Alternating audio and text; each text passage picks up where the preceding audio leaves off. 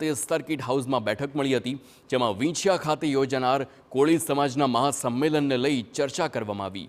બેઠક દરમિયાન કેટલાક યુવાનોએ પોતાના સમાજના આગેવાનો સામે પ્રશ્ન ઊભા કર્યા અને તેમણે જણાવ્યું કે આ પ્રકારના સંમેલનમાં કોઈને કોઈ કારણસર સમાજના યુવાનો અને પ્રશાસન સાથે વિવાદ સર્જાવાના કિસ્સા ભૂતકાળમાં પણ સામે આવી ચૂક્યા છે। ત્યારે આ પ્રશ્નને લઈ સમાજના આગેવાનો અને યુવાનો વચ્ચે તંગદિલી સર્જાઈ છે। ઘણી જગ્યાએ સંમેલન એની અંદર આ રીતે ખોટા ઘર્ષણ થાય છે પોલીસ જોડે કે કોઈ પ્રશાસન જોડે, તો આપણા બહુ ઘણા યુવાનો સમાજના ખોટું હલવાવાની વાત આવી જાય, એની જવાબદારી કોઈ જ આગેવાન લેતા નથી પછી, બરાબર? કે આ રીતે યુવાનો હલવાયા તો કે એમની રીતે હાન તે આગેવાનો કે અમારી જવાબદારી, પણ કેસ આગેવાન પૂરતા જ નહીં, યુવાનો ઉપર થાય છે ને એમની પણ આગળની લાઈફસ્ટાઈલ બદલી જાય છે।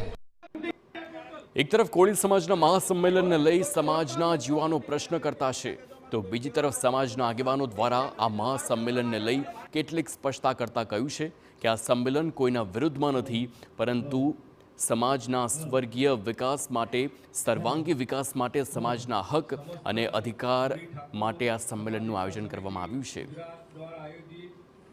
કે કોઈ પણ રાજકીય બાબતની ચર્ચા કરવાના નથી, માત્ર ને માત્ર કોળી સમાજના હક અને અધિકાર માટેની લડાઈ લડવા માટે, કોળી સમાજને વ્યસનોથી મુક્ત કરવા માટે, કોળી સમાજને શિક્ષણ તરફ એની આગેકૂચ થાય એના માટે, કોળી સમાજને અંધશ્રદ્ધા અને કુરિવાજોમાંથી તિલાંજલિ અપાવવા માટે અને જાગૃત કરવા માટે, સંગઠિત થવા માટે અને આવનારા દિવસોમાં કોળી સમાજ ઉપર થતા અત્યાચારને અન્યાય રોકવા માટેનું આ સંમેલન છે।